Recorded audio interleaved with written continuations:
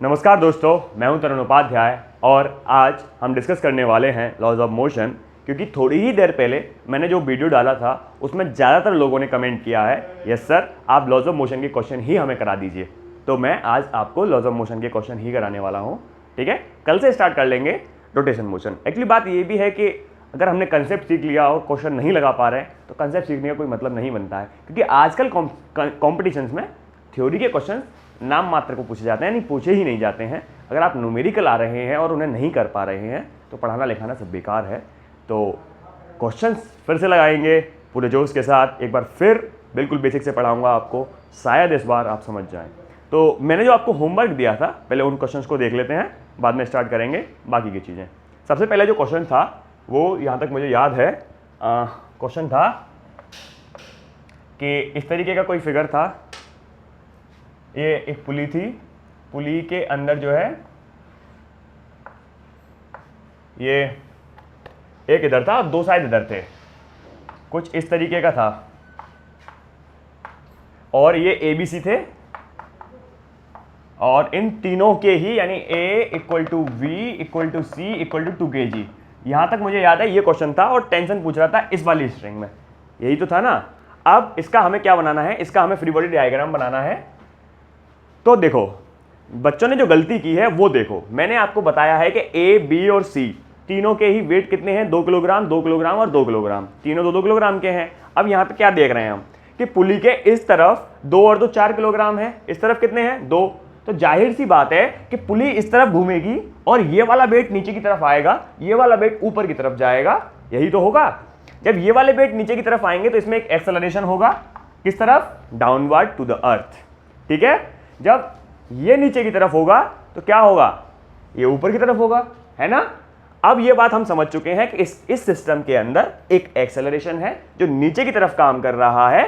ठीक है, ये नीचे की तरफ काम कर रहा है और ये ऊपर की तरफ काम कर रहा है। ठीक है, अब क्या होगा, हम इसका फ्री बॉडी डायग्राम बनाएंगे। ठीक है, क्या हो रहा है कि मैं बार बार इसी में बना देता था, शायद इसलिए आपको दिक्कत हो रही है, अलग अलग बना लेते हैं। सबसे इजी ये वाला है, तो ले लो ए ब्लॉक को, मैं ए ले लेता हूं यहां पे, ये ए है। अब इस पे कौन कौन से फोर्सेस लग रहे हैं ये आपको पता करना है।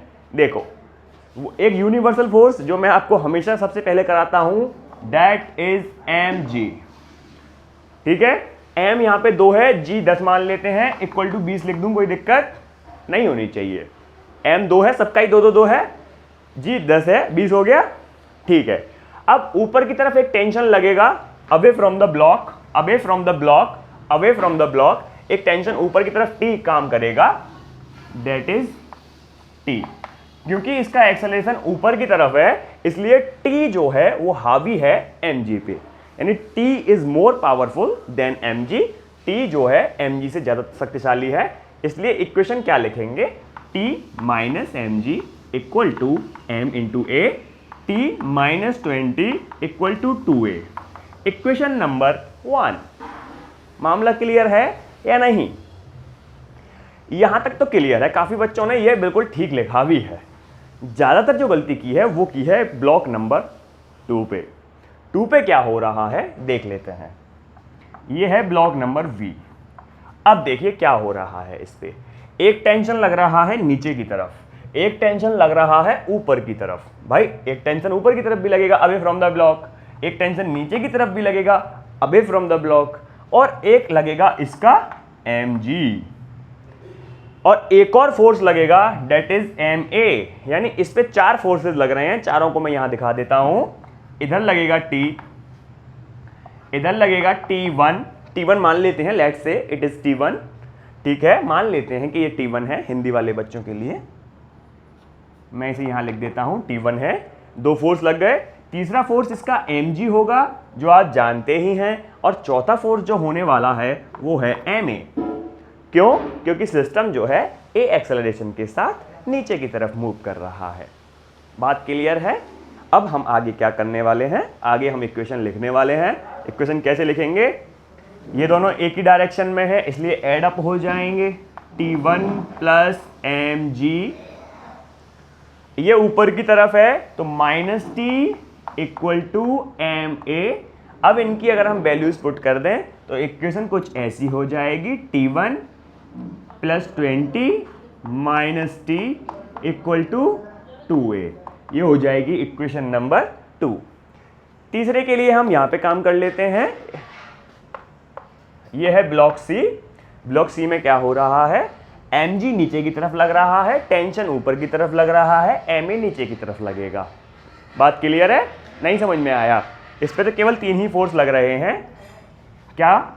एक तो mg नीचे की तरफ, t ऊपर की तरफ और एक फोर्स, बस 2 ही लग रहा है। एक फोर्स लगेगा ma जो है नीचे की तरफ, यानी mg हावी है T1 पे। ठीक है, T1 यानी अवे फ्रॉम द ब्लॉक। अब देखो इसके लिए इक्वेशन क्या लिखी जाएगी, mg - T1 = m × a। mg के लिए हम 20 कर देते हैं, -T1 = 2 × a। ये इक्वेशन 3 हो गई। ये 3 इक्वेशन आपको लिखने के लिए मैंने बोला था, फ्री बॉडी डायग्राम बनाने को मैंने बोला था, जो कुछ इस तरीके से हैं। अगर आप इसे आगे सॉल्व करना चाहते हैं, यानी टेंशन निकालना चाहते हैं, तो आप क्या कर सकते हैं, इस वाली इक्वेशन को और इस वाली इक्वेशन को ऐड अप कर सकते हैं, जिसमें आपको t की वैल्यू मिल जाएगी। फिर t की वैल्यू को कहाँ पुट करना है, यहाँ पे, फिर a की वैल्यू मिल जाएगी और a की वैल्यू को फिर से यहाँ पुट कर देंगे तो T1 की वैल्यू निकल आएगी। ठीक है, समझ रहे हैं आप बात को? लेकिन क्वेश्चन मैंने इतना टफ से मतलब नहीं है, मैंने तो बस आपको FBD बनाने को बोला था, तो जो आपके सामने है। फिर भी अगर आप इसे आगे सॉल्व करना चाहें, क्योंकि असल में जो क्वेश्चन था वो था इस वाली स्ट्रिंग में टेंशन निकालने का, तो ठीक है, आज फिर से मैं आपको होमवर्क दे रहा हूं, इसमें टेंशन निकालना है, इसके आगे का आपको करना है। और ट्रिक मैं आपको बता देता हूं। सबसे पहले आपको क्या करना है, इस वाली इक्वेशन को इस वाली इक्वेशन के साथ ऐड कर दीजिए, तो T1 कट जाएगा, T की वैल्यू निकल आएगी। T की वैल्यू जब निकल आएगी तो वो आप यहाँ पे रख देना। ये पूरा सवाल जो है A की टर्म में हो जाएगा, A में, A यहाँ से आप A फाइंड कर लेंगे और A को फाइंड करने के बाद फिर से इसमें पुट कर देना इक्वेशन नंबर 3 में। जब A आप पुट कर देंगे यहाँ पे तो T1 की वैल्यू निकल आएगी, और T1 क्या है, T1 है यहाँ पे लगने वाला टेंशन। बात क्लियर है? मामला क्लियर है कि नहीं? अब भी समझ में नहीं आया तो मैं फिर से रिपीट कर सकता हूँ, आप कमेंट सेक्शन में लिख दीजिएगा। ठीक है, तो ये वाला क्वेश्चन है। आगे वाला क्वेश्चन मैं लेके आता हूँ, वीडियो को पॉज कर रहा हूँ, अगला क्वेश्चन लिखता हूँ, तब तक आप इसे उतार लीजिए।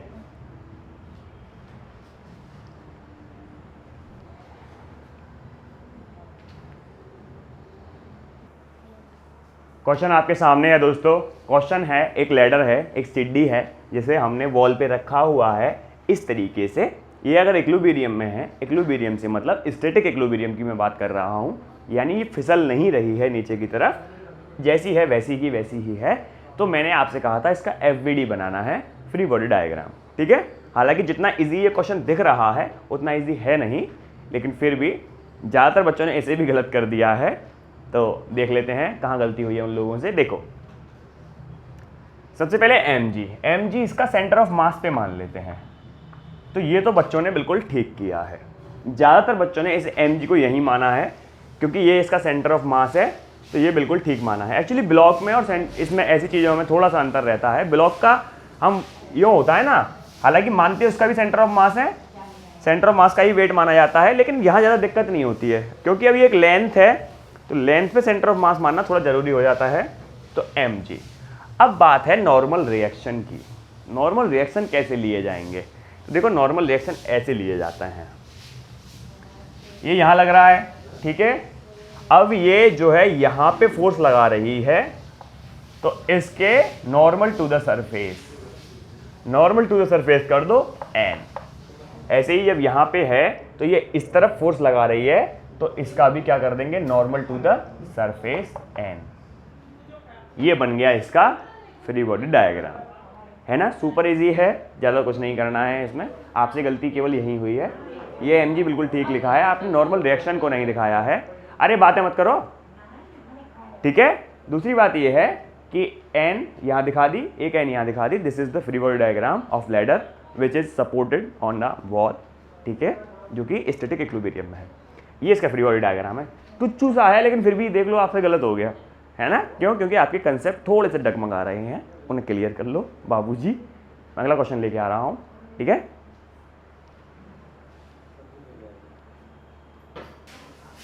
तो क्वेश्चन आपके सामने है। क्वेश्चन कुछ इस तरीके से था जिसपे m मास का जो ब्लॉक है वो यहाँ रखा हुआ है, 2m मास का जो ब्लॉक है वो यहाँ रखा हुआ है। मैंने आपसे कहा था इसका फ्री बॉडी डायग्राम और इक्वेशन लिख के दिखाइए।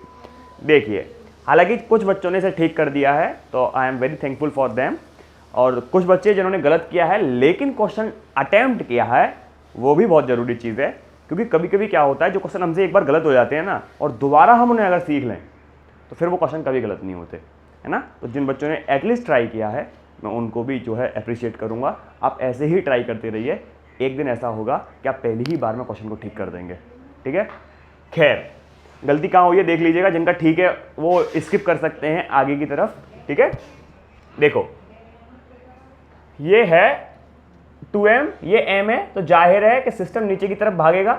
भाई ये इसे नीचे की तरफ भगाएगा तो एक्सेलरेशन आ जाएगा, एक्सेलरेशन आएगा। दूसरी बात ये है कि ये 2m है, तो यहाँ पे कुछ टेंशन होगा, थोड़ा सा टेंशन यहाँ पे होगा। तो देखो अब क्या होगा, सबसे पहले ब्रेक करेंगे हम इसके कंपोनेंट। mg ये सब जानते हैं कि mg जस्ट सीधे के नीचे की तरफ लगाया जाता है। अगर ये यहाँ पे थीटा था, शायद 30 था, मैंने आपको 30 बताया उस क्वेश्चन में। देखो यहाँ 30 आ गया, क्योंकि ये सरफेस पे रखा हुआ है इसलिए एक नॉर्मल रिएक्शन जाएगा नॉर्मल टू द सरफेस, ठीक है। एक जाएगा नॉर्मल टू द सरफेस। अब देखिए, इसका एक कंपोनेंट इधर जाएगा, थीटा वाली तरफ कौन सा कंपोनेंट होता है, cos, mg cos theta. Theta के अपोजिट कौन सा कंपोनेंट होता है, mg साइन थीटा। अब हो क्या रहा है ये देखिए, ये इसे नीचे लाने की कोशिश कर रहा है, mg साइन थीटा इसे रोकने की कोशिश कर रहा है। और मैं आपको बता चुका हूं, जो फोर्स इसे रोकने की कोशिश करेगा वो उसे हम हटाएंगे, यानी माइनस करेंगे, ठीक है। लिखो इक्वेशन, सबसे पहले इसी की लिख लेते हैं। तो अवे फ्रॉम द ब्लॉक एक टेंशन लगेगा, तो t minus mg sine theta equal to ma। This is the first equation, ये पहली इक्वेशन हमने लिख दी है। अब इस वाले ब्लॉक पे आ जाओ, mg नीचे की तरफ लगेगा, यानी 2mg है ना, क्योंकि 2 है, 2mg नीचे की तरफ लगेगा और एक टेंशन लगेगा अवे फ्रॉम द ब्लॉक। तो इसका क्या हो जाएगा, 2mg minus t equal to 2ma। किसी को कोई दिक्कत, यहां तक मामला ठीक है। एक्सेलरेशन निकालना था इस सवाल में, दोनों को ऐड कर दीजिए, एक्सेलरेशन आपको निकल जाना है, ठीक है। तो इसमें तो कुछ था नहीं वैसे, लेकिन फिर भी पता नहीं क्यों गलती आपसे हो रही है। ये तो बहुत ज़्यादा इजी क्वेश्चन था। अगर आप इस क्वेश्चन को भी इजी कर रहे हैं तो फिर ज़रूरत है आपको थोड़ा सा वीडियो फिर से देख लीजिएगा, तो आप समझ जाएंगे, ठीक है। तो ये चीज़ समझ में आ गई। क्वेश्चन ये था कि इस सिस्टम का एक्सेलरेशन निकालना था, तो आपको इन दोनों को एड अप कर देना है, जिसमें टी कैंसिल हो जाएगा, एक ही टर्म में आंसर आ जाएगा। थीटा की जगह 30 रखना है, ठीक है। एम की अगर कोई वैल्यू दे रखी तो ठीक है, नहीं दे रखी तो एम रहने देंगे, वो ऑप्शन में भी एम की फॉर्म में होगा आंसर, ठीक है। तो ये है आपका क्वेश्चन जो मैंने आपको होमवर्क में दिए थे। अब आगे चलते हैं कुछ और नए क्वेश्चन के साथ। मैं आपके सामने आ रहा हूँ, 2-3 क्वेश्चन और करेंगे ताकि और अच्छे से आप चीज़ों को समझ सकें, ठीक है। मैं अगला क्वेश्चन लेके आ रहा हूँ।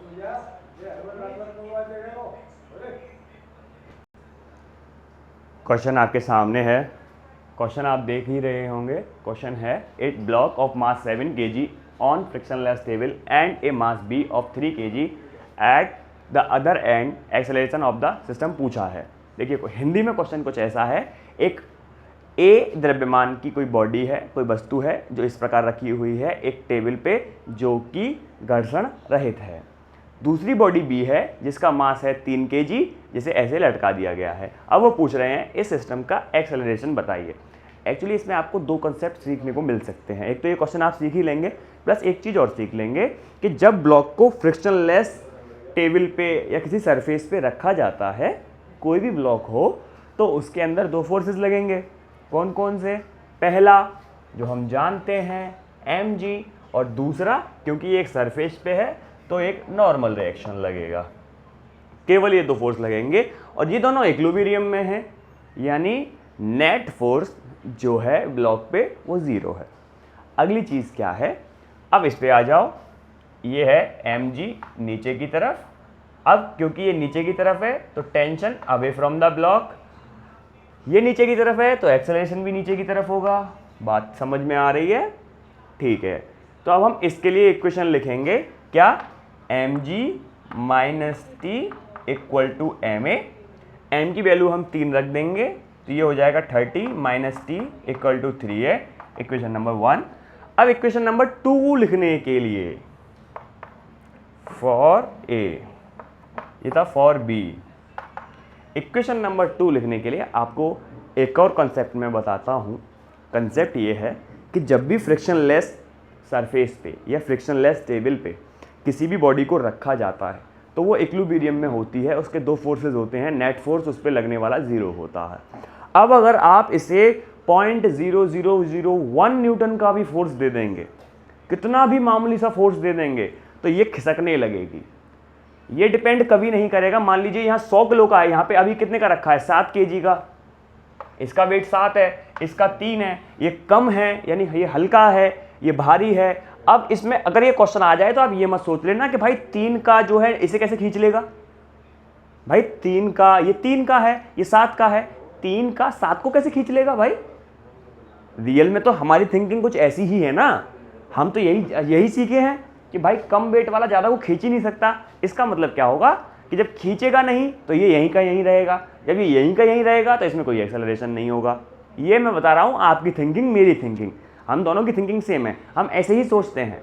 हम सोचेंगे कि भाई ये 3 किलोग्राम का है, ये 7 किलोग्राम का है, फिर भी ये 7 का है, ये 3 का है, ये इसे खींच तो पाएगा नहीं क्योंकि भाई ऊपर भारी आदमी बैठा है, हल्का आदमी कैसे खींच लेगा।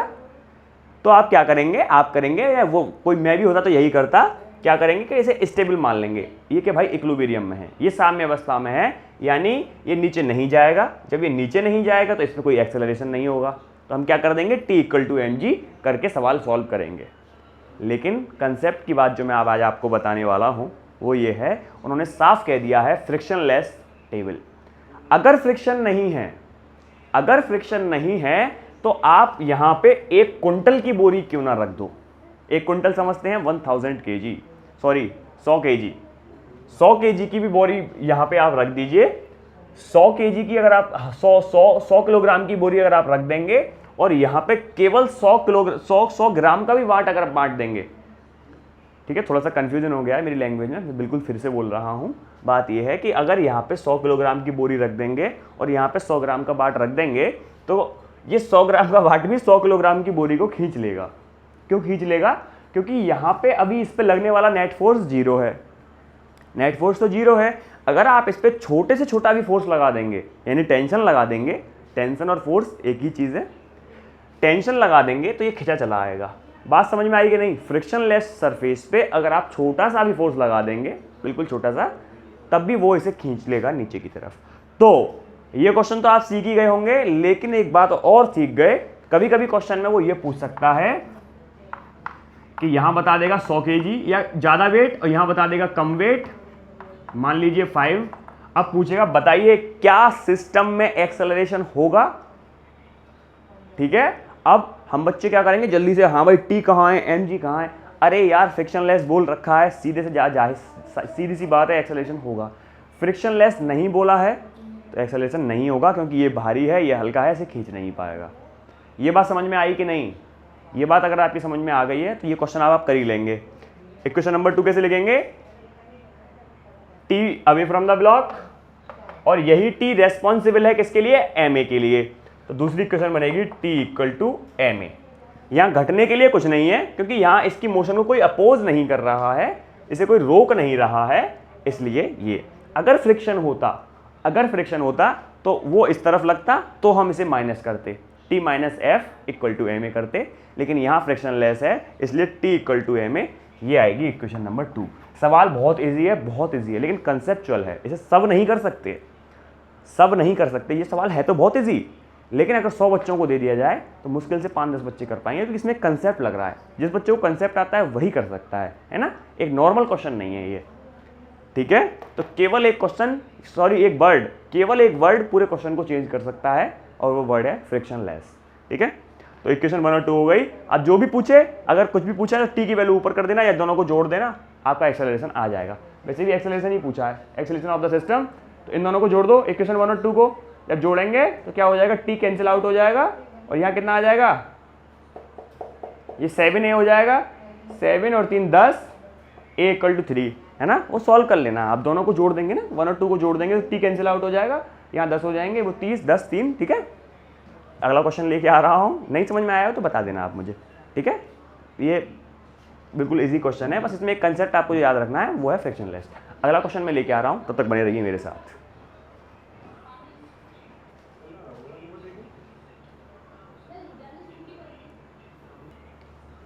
एक और क्वेश्चन आपके सामने है, क्वेश्चन बहुत ही मज़ेदार है। क्वेश्चन पढ़ते हैं। A block of mass 4 kg is suspended through 2 light spring balance A and B, then A and B will eat. Hindi में क्वेश्चन कुछ इस प्रकार है, एक 4 किलोग्राम द्रव्यमान की एक वस्तु को स्प्रिंग A और B के साथ लटका दिया गया है। स्प्रिंग A और B में मास नहीं है, कह रहा है ना वो लाइट स्प्रिंग, यानी A और B के अंदर मास नहीं है, मासलेस स्प्रिंग्स हैं।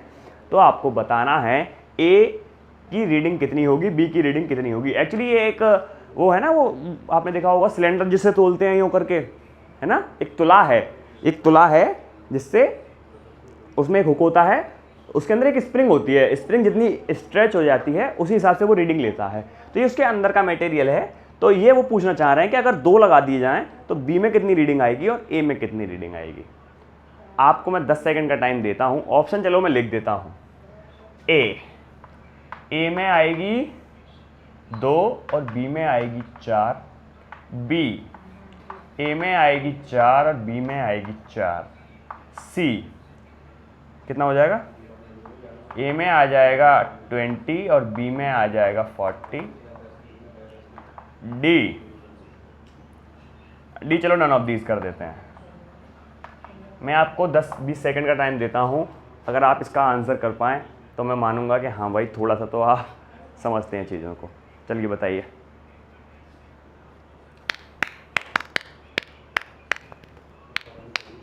आप देखिए क्या होगा, B इसे खींचेगी, यानी ये इसे नीचे की तरफ खींचेगा mg, और B इसे रीड करेगा, तो जाहिर है B तो अपना कितना रीड करेगा, 4, सॉरी B तो इसे 4 कर लेगा। अब ये दोनों तो है नहीं, इसका मतलब है इन दोनों में से कोई एक आंसर है। ये नीचे की तरफ जाएगा तो B से रीड करेगा यानी 4। अब ये रीड करेगा इसका मास प्लस इसका मास, यही तो होगा, 2 को ही तो रीड करेगा। A जो है रीड करेगा इसके मास को प्लस इसके मास को, लेकिन यहाँ पे भी एक शब्द छुपा हुआ है जो आपको मिसलीड कर सकता है, और वो है थ्रू लाइट स्प्रिंग। लाइट का मतलब होता है मासलेस, यानी द्रव्यमान रहित। इसमें द्रव्यमान ही नहीं है, जब इसमें द्रव्यमान 0 है, इसका 4 है, 4 + 0 कितना होगा, 4, यानी इसकी रीडिंग कितनी आएगी, 4। बहुत ही इजी क्वेश्चन है, लेकिन यहाँ पे भी एक कंसेप्ट लग रहा है किसका, मासलेस स्प्रिंग का, ठीक है। तो इसकी रीडिंग कितनी हो जाएगी, A की रीडिंग हो जाएगी 4 और B की रीडिंग कितनी हो जाएगी, 4। अच्छा क्वेश्चन है, लेकिन बस थोड़ा सा इसका याद रखना, लाइट स्प्रिंग का मतलब होता है मासलेस स्प्रिंग। लाइट चली गई है, थोड़ा सा वीडियो को मैं यहीं रोक रहा हूँ, अगली वीडियो आपके सामने। हालांकि मैं सोच रहा था कुछ क्वेश्चन और करा था, लेकिन वो हम कभी भी डाल देंगे, उसकी प्रॉब्लम नहीं है। कल से हम स्टार्ट करेंगे रोटेशन मोशन। हाँ, आपको अगर होमवर्क और देना था तो मैं इसी में दे देता हूँ, ठीक है, इसी में देता हूँ। थोड़ी देर के लिए वीडियो पॉज करूँगा, होमवर्क दे देता हूँ, थोड़ी कम लाइट में है लेकिन आप समझ जाएंगे, ठीक है।